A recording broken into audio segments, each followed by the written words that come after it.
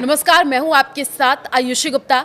Israel की सेना ने यमन में हूती विद्रोहियों पर भीषण हमला किया है। एयर स्ट्राइक करके इजराइल की सेना ने हूती सरकार के प्रधानमंत्री समेत पूरी कैबिनेट को ढेर कर दिया है। हमले में मरने वालों में हूती के प्रधानमंत्री अहमद अल राहवी और रक्षा मंत्री Mohammed al Atifi, chief of staff Mohammed Abdul Karim al Ghamari और अन्य वरिष्ठ मंत्री शामिल हैं।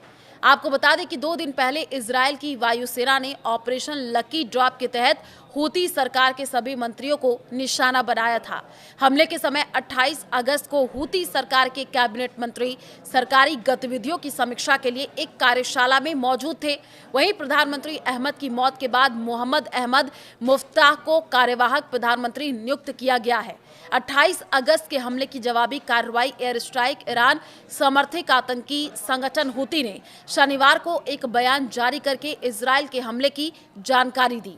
साथ ही बताया कि हमले में उनके प्रधानमंत्री, आर्मी चीफ और कैबिनेट मंत्री भी मारे गए हैं।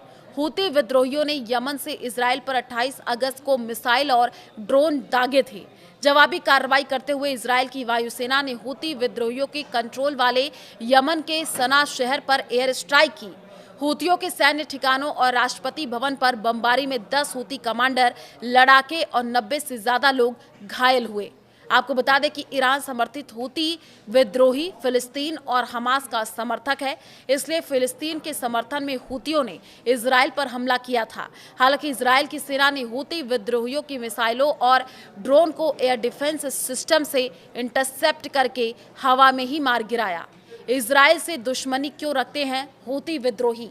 आपको बता दें कि हूती विद्रोहियों को ईरान से हथियार, ट्रेनिंग और फंडिंग मिलती है, क्योंकि अमेरिका, इजराइल और सऊदी अरब दोनों के दुश्मन हैं। हिजबुल्लाह के आतंकी भी हूती विद्रोहियों को ट्रेनिंग देते हैं। इजराइल से हूतियों की दुश्मनी का कारण हमास का समर्थन है।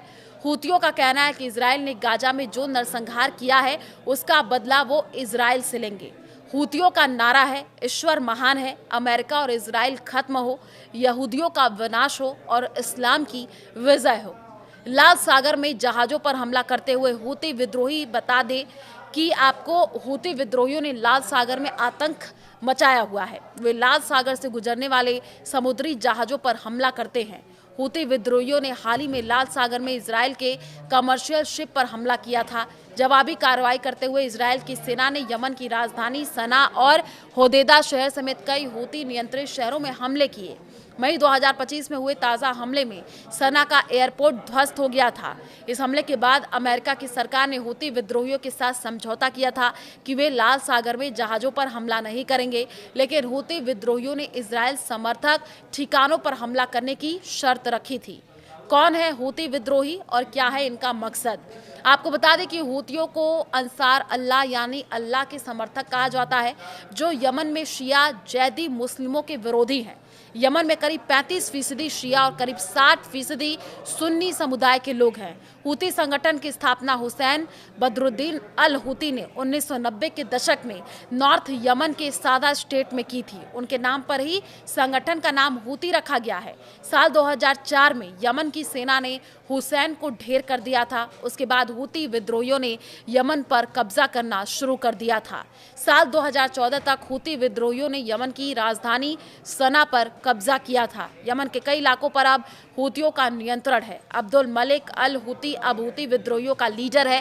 हूती विद्रोही ये चाहते हैं कि शिया मुस्लिमों के अधिकारों की रक्षा हो, सुन्नी सलाफी विचारधारा का विस्तार न हो और यमन में स्वतंत्र सरकार बने। वे लोकतांत्रिक गैर सांप्रदायिक गणराज्य के समर्थक हैं। इसके लिए वे संघर्ष कर रहे हैं और यमन में लगने वाली लाल सागर पर कब्जा किए हुए हैं।